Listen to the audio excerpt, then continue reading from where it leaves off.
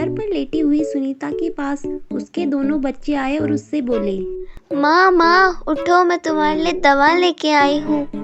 मेरी बच्ची, मैंने तुझसे कितनी बार कहा है तू बाहर काम मत किया कर। लेकिन माँ तुम्हारी दवाई भी तो ज़रूरी है। अगर तुम दवाई नहीं खाओगी माँ तो तुम बीमार पड़ जाओगी माँ।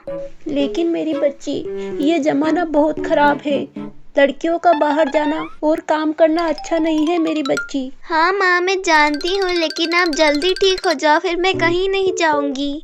माँ आज हमारे पास पापा होते तो हम आज अच्छी ज़िंदगी जी रहे होते। माँ मुझे और चिंटू को बाजार में जाकर गुब्बारे बेचने की ज़रूरत नहीं पड़ती माँ। इतना कहते कहते बेचारी बच्ची रोने लगी।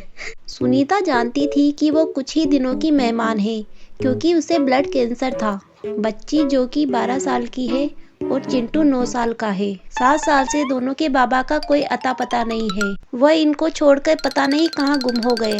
इतना सोचते सोचते सुनीता को अचानक खांसी चलने लगी।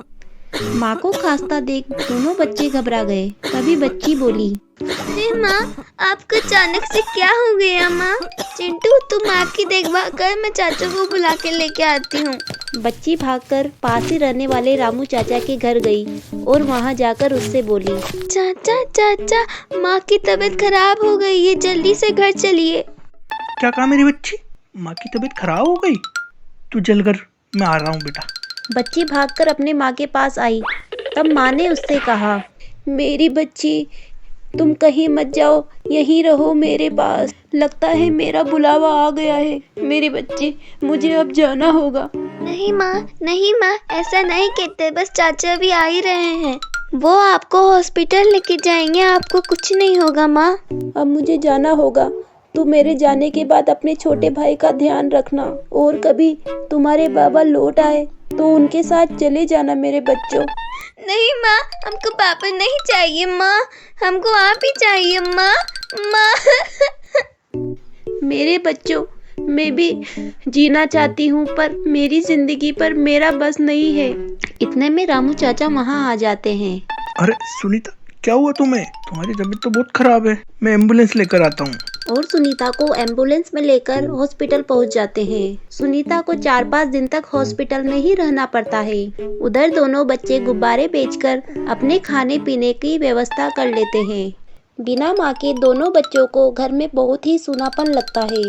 वैसे तो उनकी चाची रात में आकर उन बच्चों के पास सो जाती थी, फिर भी दोनों को अपनी माँ की कमी बहुत महसूस होने लगी, क्योंकि माँ के जैसे लाड करने वाला और कोई न था।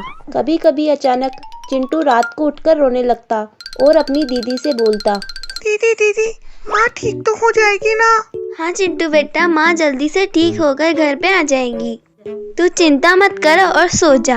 अगले दिन चाचा घर पर आकर दोनों बच्चों से बोलते हैं, बेटा तुम्हारी माँ ठीक हो गई है और आज अस्पताल से उनकी छुट्टी है। चाचा की बात सुनकर दोनों बच्चे खुश हो जाते हैं और नाचने लगते हैं। डॉक्टर ने छुट्टी होने के बाद रामू को बुलाकर उससे कहा, रामू, सुनीता कुछ ही दिनों की मेहमान है, कैंसर लास्ट स्टेज पर पहुंच गया है, जितनी ज़्यादा हो इनका ध्यान रखो और इनको खुश रखो। अस्पताल से छुट्टी होने के बाद सुनीता अपने घर पहुंच जाती है और अपने बच्चों को देखकर खुश हो जाती है। एक दिन सुनीता अपने बच्चों से कहती है, मैं आज तुम्हें हलवा पूरी बनाकर खिलाती हूँ। बहुत दिनों से मैंने तुम्हें कुछ बनाकर नहीं खिलाया। आज मैं तुम्हारा पसंदीदा हलवा व पूरी जरूर बनाऊंगी। इस तरह से बच्चों को खाना खिलाकर सुनीता व बच्चे सो जाते हैं। तभी रात में सुनीता की तबीयत अचानक खराब हो जाती है।